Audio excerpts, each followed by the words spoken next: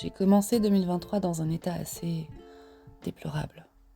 Je pesais 56 kilos à l'époque pour 1,77 m. J'étais en dépression, mal dans ma tête, dans mon cœur, mal dans ma peau. Mais j'ai essayé de ne pas me laisser plonger plus profondément dans cette noirceur. J'ai pris soin de moi, j'avais besoin de changer de tête, me retrouver l'authentique version de moi-même. Petit à petit, j'ai repris le contrôle sur moi. Ça m'a pris du temps, mais j'arrivais tout doucement à me projeter à nouveau vers l'avenir.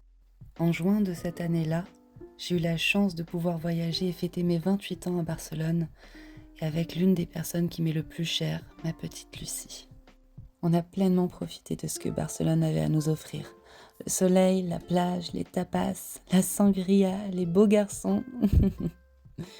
Ça reste et restera l'un des plus beaux souvenirs de 2023, si ce n'est de ma vie. D'ailleurs, je pense que mon banquier aussi doit s'en souvenir. J'aurais voulu que ce moment ne s'arrête jamais. Mais bon, toutes les bonnes choses ont une fin. Une semaine après avoir vécu la vida loca avec Lucie à Barcelone, je rentre sur Strasbourg afin de rejoindre d'autres amis pour assister à la marche des fiertés. Je sors de chez moi maquillée, pouponnée, en talons. D'ailleurs, quelle mauvaise idée d'avoir fait la marche en talons. J'avais les pieds en sang à la fin. Mais c'était un sentiment tellement libérateur de sortir comme ça en journée. Je retrouvais petit à petit cette étincelle que j'avais perdue. Mais ce sentiment qui grandissait depuis des années en moi devenait vital à exprimer.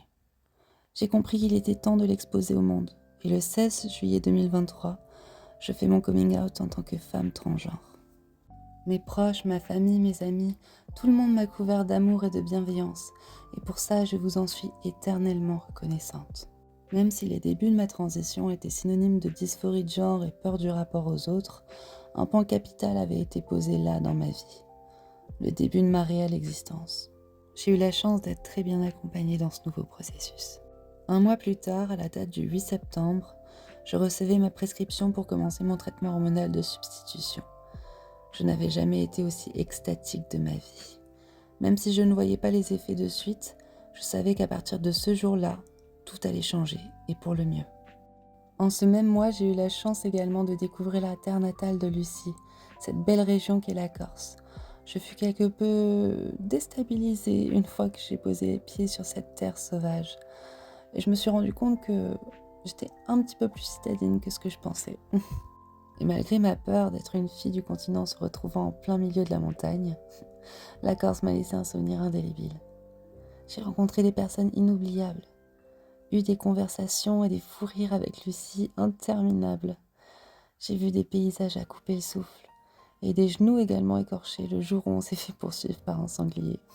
Après une semaine, j'ai dû laisser la Corse derrière moi et également Lucie qui est restée vivre là-bas. Ta présence auprès de moi me manque constamment, mais je sais que ce n'est qu'un au revoir. Je t'aime fort, mais je suis heureuse pour toi qui vis ta Dolce Vita que tu as tant cherché à retrouver.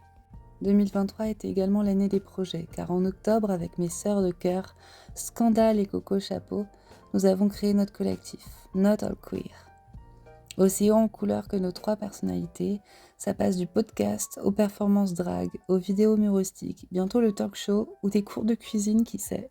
Le premier mois sous THS est très vite arrivé, et je voyais déjà les effets du traitement, et même très rapidement avec les 2 mois qui sont arrivés par la suite.